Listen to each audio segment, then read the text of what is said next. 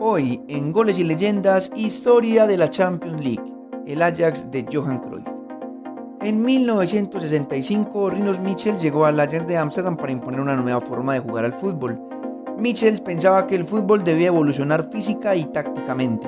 De esta forma empezó un proceso denominado fútbol total, donde los jugadores de su equipo podían jugar en diferentes posiciones y marcar diferencia gracias a su capacidad técnica y despliegue físico.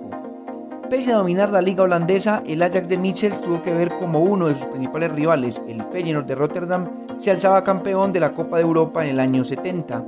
Si bien el Ajax no había dado el primer golpe, Europa quedaría maravillado los 3 años siguientes, donde un jugador fue el artífice de una de las revoluciones más importantes del fútbol mundial.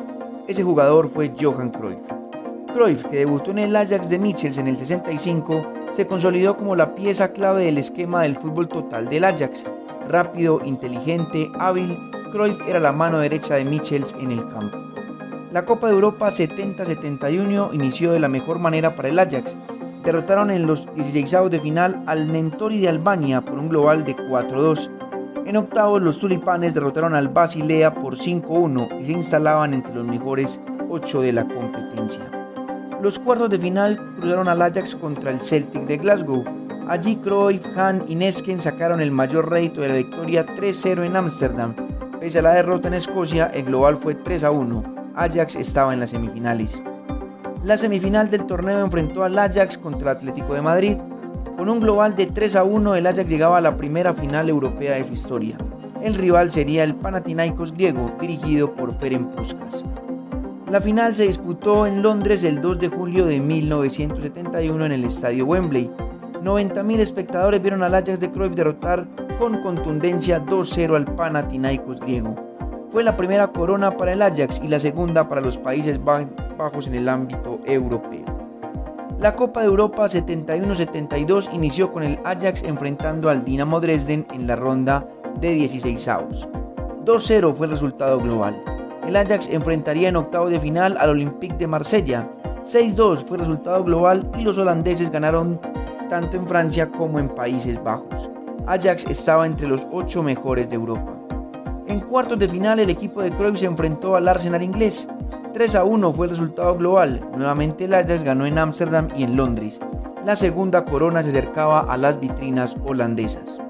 La semifinal emparejó al Ajax contra el Benfica de Eusebio.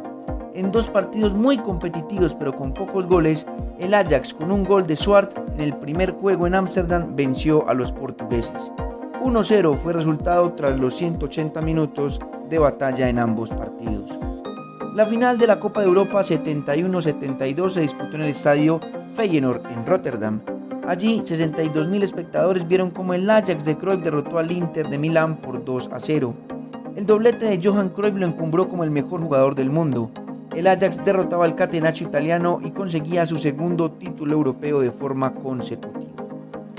La Copa de Europa 72-73 le dio la posibilidad al Ajax de avanzar directamente a octavos de final por ser el reciente campeón.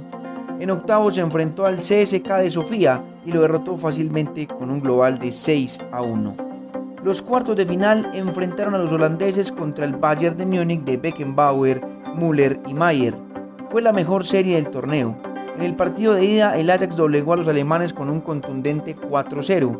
Hahn en 2 ocasiones, Muren y Cruyff fueron los anotadores del partido. En el juego de vuelta, el Bayern ganó 2-1, pero no fue suficiente.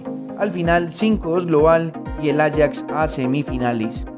En la semifinal, los de Cruyff se enfrentaron al Real Madrid. Los merengues ya no eran el poderoso equipo de los 50.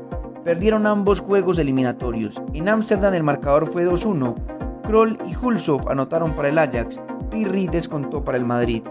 El juego de vuelta en el Bernabéu se resolvió 1-0 para el Ajax con gol de Muren. La tercera final consecutiva para el Ajax se disputó en el estadio Estrella Roja de Belgrado, el 30 de mayo de 1973 ante 92.000 espectadores. El Ajax derrotó 1-0 a la Juventus con gol de Johnny Rep. Por tercera vez consecutiva los holandeses eran los mejores de Europa. Cruyff, Neeskens, Hahn, Rep y Müller marcaban un hito histórico. El Ajax fue comparado con el Real Madrid de Di Stéfano y los Países Bajos se consolidaban como el mejor fútbol del mundo.